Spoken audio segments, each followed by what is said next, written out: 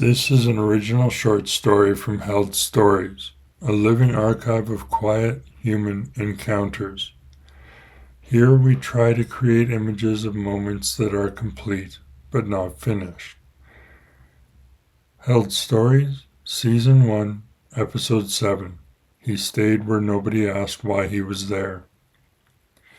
He left the bar on a damp Thursday. The moisture on the pavement showed signs of lifting. Staggering in the direction of the taxi, he knocked on the open window, waited a moment, and the driver said, "Address?"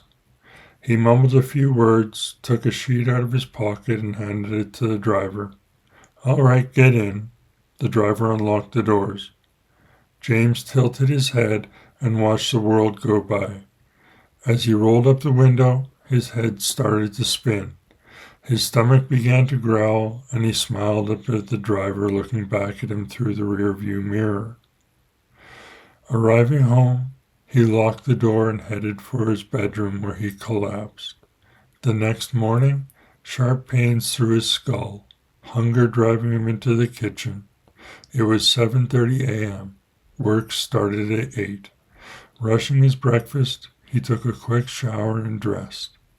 Running out the door, he locked it and headed off in the direction of his office. Reaching his cubicle, James sat and began working, hoping nobody would notice. Amazed when he caught up on work, not even his boss came by to check on him. He figured it was a good thing everyone was short-staffed here. Email after email came through, and he answered each one deftly. Phone calls, texts, and website tweaks. James made his job look easy. Probably another reason nobody checked on him. "Hey James, how was last night?" Angelica asked in the lunchroom. "Pretty good. Sad to have a wake for a man I hardly knew. Still wondering why I was invited." "You're good people, James." Angelica smiled at him. "Time for work for me. Talk to you later." Filling himself with chocolate bars and chips, he returned to work. More emails, phone calls, and texts. More website manipulation. It took him 5 minutes per customer account he touched on. Most others he did this in 7. The balance of the day passed by swiftly for him. Nothing out of the ordinary. He walked home knowing a nap was in his future. Crashing on the couch, he turned on the news. He woke an hour later during the same portion of the news as it looped. He thought he just blinked. Hunger pangs woke him, so he went to the kitchen again. He fried himself a frozen hamburger and placed 2 slices of bread in the toaster. After fixing his hamburger, James cleaned all his dishes save for one plate the burger was on. He then retired to the couch for more of the news. Checking his texts again, he noticed a new one from his boss. "Good to hear you made such an impression last night. I'm proud of you, James." He replied, "Thanks, Matt. I had a great time." He wasn't sure if last night was a blur because of the alcohol or his recent nap. Getting up after finishing his burger, James washed his plate and noticed the time was 7:30. It was then he realized his mind was foggy due to a nap, not just the alcohol. Placing his plate in the cupboard, he made his way to the computer room. Turning to his favorite news app, he confirmed various points the TV news had stated and moved on to his games. Saturday morning came, and it was time for his TV series. Spending all day Saturday binge-watching the week's episode and supporting information was doctrine now. He was long since over his hangover, but still not sure what happened that night. He focused on the show. Halfway through his research, hunger hit him. Back to the kitchen, this time to warm some stuffed pizza, just so he could return to the TV more quickly. James sat back down and pulled out his phone while the food cooled. Checking news, nothing important. Lifestyle and entertainment, celebrities still seemed lucky to him, sports, meh. Then he ate and resumed watching his programs. After dinner, he decided to go to his favorite coffee shop for a sweet treat. 2 cream, 2 sugar. Caffeine isn't something he allows himself very often. It interrupts his thoughts at work, and the crash later doesn't help. But tonight, the crash might very well help him sleep. His day was invigorating with all the information he gleaned. It was only befitting he finish the day with a treat that will help him sleep. Everything was in walking distance. He pinpointed his condo for that reason alone. Quickly in and out of the coffee shop, he waited until his drink cooled. By the time he returned home, not much was sipped. He transferred the remainder to an oversized mug and sat at his dining room table to read the news on his phone. Finishing his coffee, he washed the mug and returned it to the armoire and lay down on his couch. Lost in thought, he knew the caffeine crash would trigger his bedtime. Sure enough, by 9:20 p.m., he was asleep on his pillow. Sunday was the routine day when he shifted focus from celebrity to systems. He visited his church, spoke briefly with the pastor and members of the congregation. On the way home, he stopped off at the liquor store and bought himself an energy drink. Sipping away at it, he decided to take the long way home. He smiled at the women, said hello to the elders or men with status. Having finished his drink, James returned home. James scanned his phone after a few buzzes. His friends were trying to reach him, but his cell lost coverage for what seemed like hours. He replied frantically, attempting to catch up to all the texts and missed phone calls. The man whose wake he attended passed away suddenly. This man's grandson was trying desperately to reach James. "Martin, I'm here. My cell disconnected. What do you need?" "My place. Dinner. After 5. See you then." At 5 p.m., James hopped out of the taxi in front of Martin's place.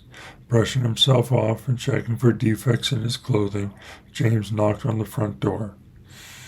Martin, being well off, lived in a massive house. City transit didn't reach his neighborhood, so James had to take the cab. Once inside, James extended his condolences to the family, shook hands with Martin and his wife Cassandra, and they guided him to the kitchen table. Dinner was fantastic, as James expected. 2 beers down, and Cassandra left the table to begin cleaning up. Martin explained his grandfather left the family with a cabin nobody knew he had. Right now, the cabin was rented, but there was a week free coming up in a month, and Martin wanted to know if James would like to join them. He accepted gratefully, and the night continued. Martin paid for the cab ride home and went back inside. James knew how lucky he was to be offered this vacation. He hadn't left town in years and knows this is a good time to keep up appearances with Martin. Upon returning home, he lay down on his couch and pondered the options, what to pack and who he might meet. The next morning came early. He woke on the couch fully dressed with a sore back. He slowly made his way to the shower and then the kitchen. He was then out the door early as he wasn't sure if his back would straighten out. By the time he arrived at work, his lower back was mostly back to normal. He approached his boss to ask for the time off. It was approved on the spot, and James returned to work. Bags packed, James stood where he was asked to be, right in front of Martin's Rolls-Royce in the driveway. Like clockwork, Martin and Cassandra left the house and greeted James. They explained this was an exploratory endeavor, so they needed James to be a detailed witness for the family. 3 hours later, they arrived at the cabin. Martin parked the car in the garage and helped everyone carry baggage up the long staircase. Opening the door, strong smells of meat and spice hit James's nostrils. Looking around, he saw an open bathroom door, plus 3 more doors probably leading to bedrooms. In the living room was antique furniture from what looked like to be the Victorian era, or something close to it. In the kitchen was a lime green painted cupboard and drawers and a vintage table with 4 chairs. Martin picked a bedroom. James went to the one farthest from them, which wasn't far at all. He unpacked his bags and placed his clothes in the closet. The bed looked new, with a dated mattress and box spring. The walls were painted the same green color as the cabinets, with trim along the floorboards reminiscent of 1970s culture. James thought that this was fantastic, living like his grandparents did. He left the bedroom and joined Cassandra in the kitchen. He offered to help. Cassandra politely declined and said she would handle this. One look at the stove and James knew Cassandra wasn't sure how to cook on a coil-top. Not that James was any better. After dinner, Martin suggested they split up and check out different directions from the cabin, just to get a feel for who was around them. James took the south road. A slight bend made the driveway to the cabin disappear swiftly. He waved at an elderly couple out for a stroll. They returned the gesture. Continuing on, he heard loud music coming from another place. For the most part, everywhere else seemed invisible to him, almost as though this town was only made of cabins near a lake and a few full-time residents. On his way back, he was stopped by the most intoxicating aroma. A woman, going for a walk, emerged from one of the driveways and greeted him. She explained her job was to check up on the empty cabins to make sure nobody broke in. James introduced himself as a website engineer from the big city, and she agreed to follow James back to his cabin. "You sound too level for the city, James," the woman said. "Thank you, I feel it sometimes." "What brings you here on a blustery winter's day?" "First vacation in a few years. Thought I would take advantage of my friend's offer." "Which cabin is yours?" 1593. "Ah, just around the bend." The woman picked up her pace so James didn't have to wait. The conversation evolved into local politics. What to watch out for? Who to know? James spoke a little about Martin and Cassandra, but detailed what he did for work and how he could easily start his own company at this point. The woman gave him a knowing look and asked, "Why don't you?" This has been Held Stories. Held Stories is maintained as a living archive of created images of moments that are complete but not finished. Editions will be made available as they are prepared for those who wish to retain them and support their preservation. For those interested, please visit www.heldstories.org for more information.